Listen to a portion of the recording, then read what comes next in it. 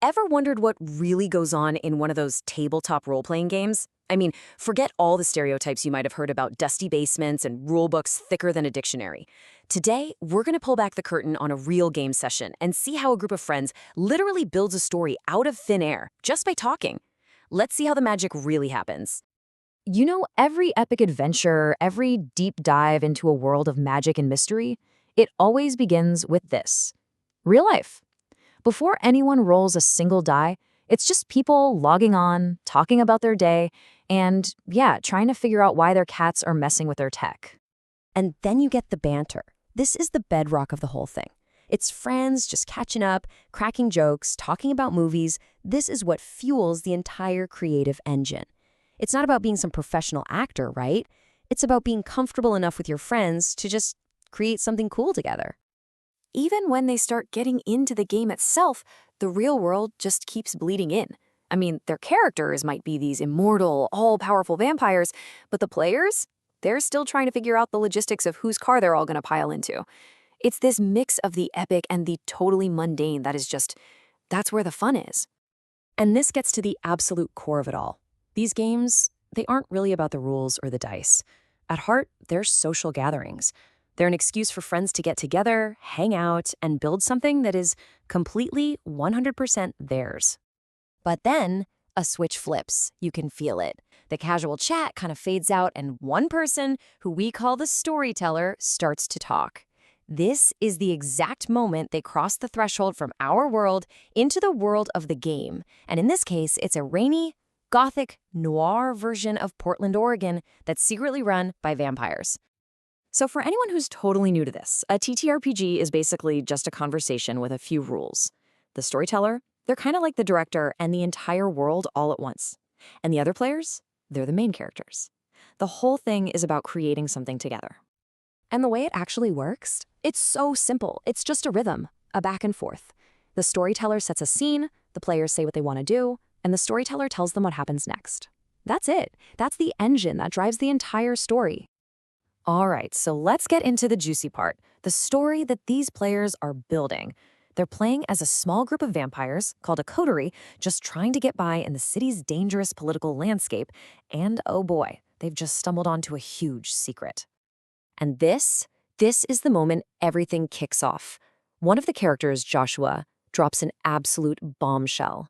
A really powerful leader from the Tremere clan, think of them as secretive blood mages, has just betrayed her own people and joined the enemy. So what does this actually mean for our players? It means they are now smack dab in the middle of a conspiracy that could tear their entire world apart. The Anarchs are rebels, and this could be the spark that ignites a full-blown war. And the worst part? Nobody else knows. The guy in charge is either clueless or in on it. All of a sudden, this tiny group holds a secret that could easily get every single one of them killed. And this right here, this is what's so fascinating. You've got this dual experience happening at all times. On one level, it's just a bunch of friends on Discord, laughing and figuring out what to do. But on another level, their characters are these grim, shadowy figures trying to survive the night in a world of deadly conspiracies. It's a total head trip. So they're faced with this massive problem. What do? Well, they decide to split up. And this is a perfect example of what people call player agency, which is really just a fancy way of saying that the players are in the driver's seat.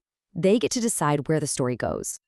So, on one side of the city, things get weird. A few of the characters decide the best way to get information is to crash a party thrown by their eccentric teammate, Zane. A party that turns out to be, well, yeah, it's an orgy. And this is where the story takes a gloriously strange turn.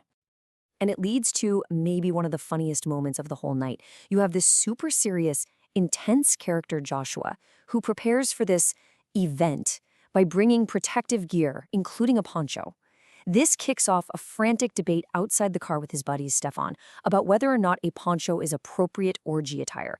It's this clash, right? The supernatural meets the painfully, hilariously mundane. Meanwhile, at the exact same time all that is happening, another character, the Undertaker, does the total opposite. He completely skips the party and heads straight into enemy territory by himself, trying to get a read on the Anarchs. He has a tense meeting, gets a possible lead, and tries to scope out a suspected hideout. It's a totally different style of play. Okay, so you have the party on one side, the investigation on the other, and it all comes to a head.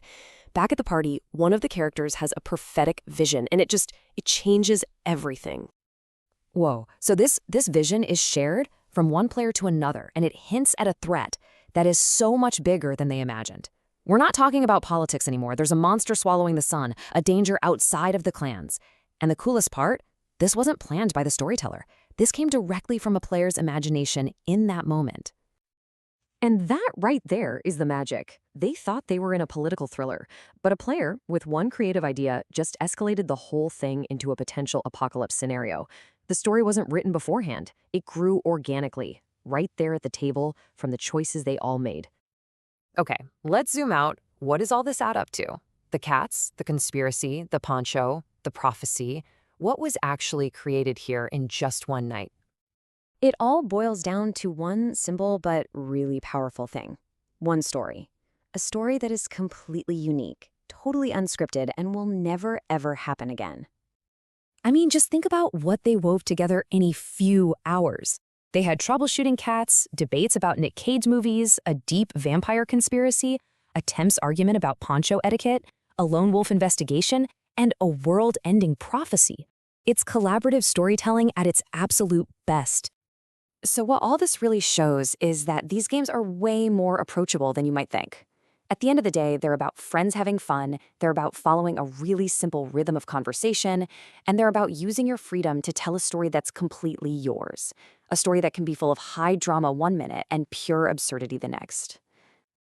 And that's the magic of it, isn't it? It's a space for just boundless creativity, where the only real limit is what you and your friends can dream up together. So it kind of makes you wonder, right? What story would you tell